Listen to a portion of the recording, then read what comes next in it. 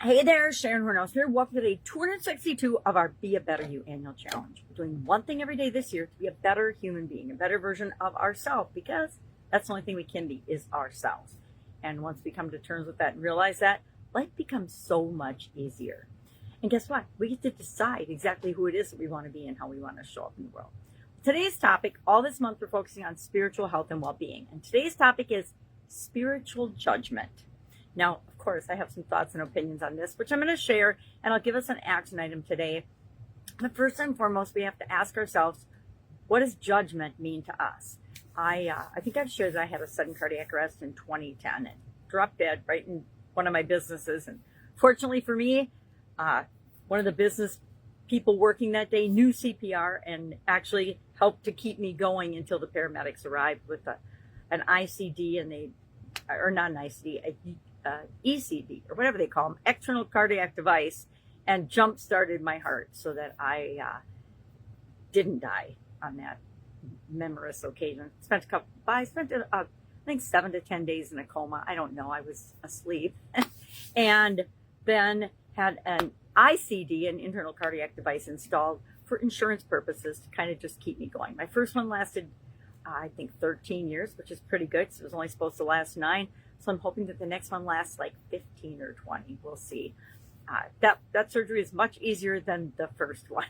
So today we're talking about judgment. And the reason I bring up that story is when I woke up from that coma, one of the things that just kept running through my mind, two things kept running through my mind. One was be you, be yourself. You can't be anybody else. And the second one was, and embrace that. And the second one was judgment. People being judgmental of other people or other things or complaining about stuff drove me up a wall. Like I could almost feel my skin crawl. It would bother me so much. And I think it's because, it's really hard to admit, I was super judgmental before my sudden cardiac arrest. I was judging other people, other things, situations. Mostly I was judging myself, and not in a good way. I wasn't cheerleading myself. I was judging myself and believing that I never really measured up in any aspect of my life, much less in all of them, which is really the opposite of what I underlying and actually at my core believe about myself and about other people. And so it really, really bothered me for a while until I asked myself a couple of questions, and it helped to clear it up for me. But I noticed that I had gone from being really judgmental before my sudden cardiac arrest and it drove my family nuts. I choose not to participate. Instead of getting involved in arguments or things that would cause conflict, I would actually tell my family and friends, guys, I'm going to choose not to participate in this, which was my giving myself permission to choose peace and how I wanted to show up in the world over complaining, bitching, moaning, judging, etc.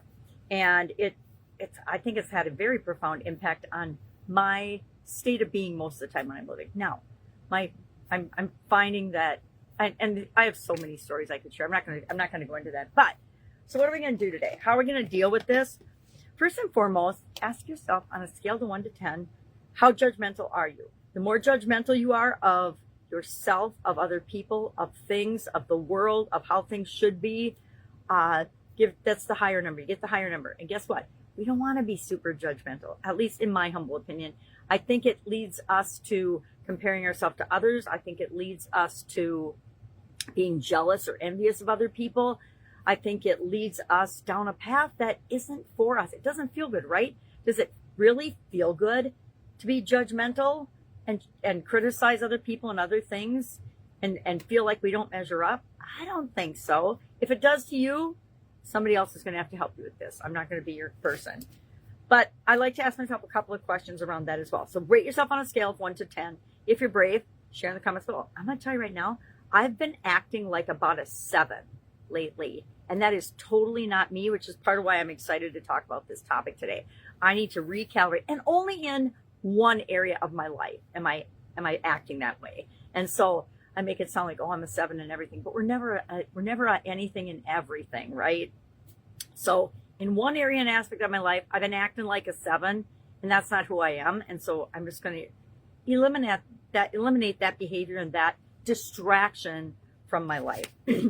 Better to ask, how can I help, or how can I understand in any given situation? We're gonna be in situations where people are behaving judgmentally and when we want to be judgy, right?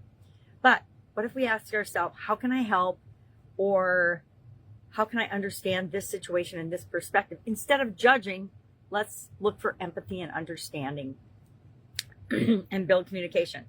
And I think it boils down to the difference between acceptance, accepting what is, and being judgmental or judging what is.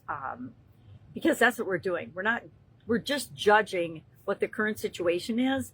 And who are we to judge? I like to ask myself a lot of the time, who am I to judge this? Why do I even want to weigh in on this? And should I? And if the answer is no, sometimes I will do it anyway, which is what I'm talking about and saying I'm a 7 in one area and aspect of my life. And I'll admit right now, it's on social media. It's on specifically one platform of social media. I get sucked in, and I don't want to be sucked in because I'm not that person. And then I think the way we can combat this is being mindful and being present. If we're mindful and present in the situation and we ask ourselves, who am I to judge in this situation? What can I understand? How can I help? We're going to get a better result for ourselves. And do this when you're judging yourself too. Ask yourself, is this helpful? Is me thinking and comparing myself to other people helpful to me?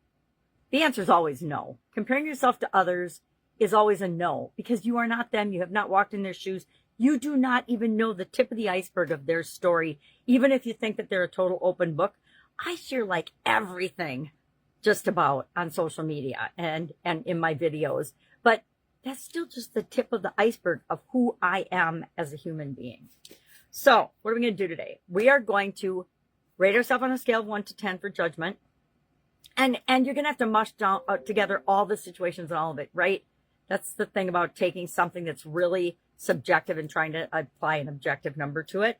And then try to substitute acceptance. This works for me for frustration too. Hey, what is just is. I don't need to judge it. I don't need to get frustrated or judgmental or anything about it. It just is. I can take that current situation and I can transform it into what I really want, or I can bitch and moan and complain about it and it's just going to stay stuck where it is. I'm going to vote for transformation every time because I don't want to be frustrated. I don't want to be judgmental. I don't want to be adding negatively to this crazy world that we're already living in, right? There's enough people doing that. I don't need to jump on board that bandwagon. All right. Any questions about this? Love to know your take on judgment.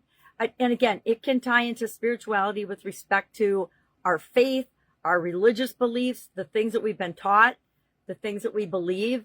And that's a whole other component of this. But that's, to me, that is our private beliefs. We don't have to justify those to anyone, right? We do not have to justify our existence or who we are to anyone on the planet. We don't need to ask permission to be ourselves. And I think that's a really powerful message to take away today. All right. If I can help you, ask. Otherwise, have an awesome day. And I will, of course, be with you tomorrow.